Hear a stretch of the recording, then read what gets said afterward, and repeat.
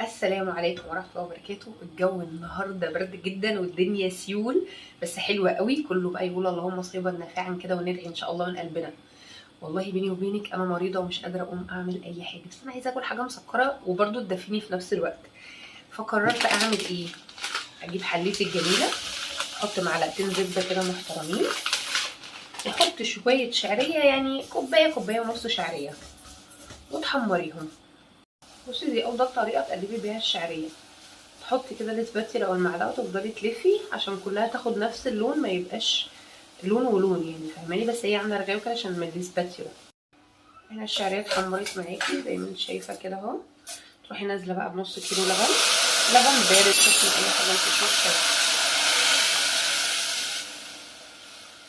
وتنزلي بكوبايه ميه. تمام، ممكن تحطي كله لبن مفيش مشكله حسب المتوفر الموجود عندك. ممكن هنا بقى تزودي لو عندك كريمه طهي اللي هي كريمه الحلويات، قشطه اي حاجه. حطي كيس فانيليا. تمام، بس هي كده ابسط طريقه ليها اللي هي على قديمه، يعني الشعريه واللبن. طريقه بقى ايه؟ مامتي ومامتك بقى، ربنا يديك الصحه ويرحم الجميع يا رب.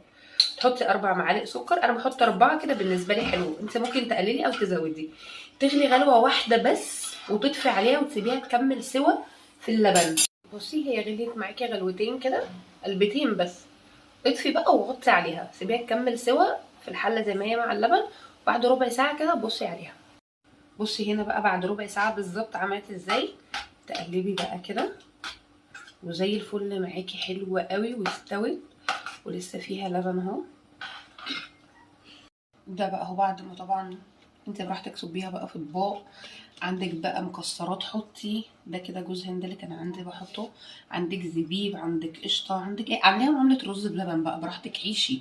عايزه كده بس هي كده حلوه قوي. رشه قرفه بقى، اللي بيحب القرفه، انا بعشق القرفه، بحبها بالذات يعني في الشتاء. الحاجات دي تبقى حلوه قوي. بصي اسرع وصفه في العالم، في العالم كله، حلوه قوي قوي قوي. اشوفكم في فيديو جديد، باي باي.